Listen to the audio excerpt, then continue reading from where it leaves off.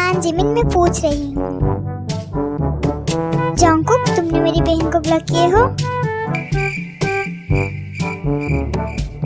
ए drama करना बंद करो, सच सच बताओ, किए हो या नहीं? हाँ किया हूँ। क्यों? अरे वो साली होने के हिसाब से 500,000 मांगती रहती है, छोड़ो कोई बात नहीं। रिचार्ज करने के लिए भी बोलती है, वो भी छोड़ो कोई बात नहीं। लेकिन अब सीधा कॉल करके कार मांग रही है, बोल रही है जीजू एक कार दिला दो। तुम ही बताओ मैं क्या करूं? इतनी सी कार के लिए तुमने उसे ब्लॉक कर दिया? इतनी सी कार?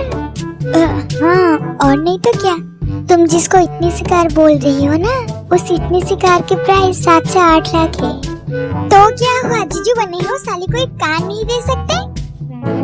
तुम्हारी बहन कार चलाने के लिए क्या मैं किडनी बेचूं? तू कार का आशा ना छोड़ दे बहन, तेरे जीजू बहुत कंजूस है, वो नहीं दिलाएंगे तुझे। मैं कंजूस हूँ?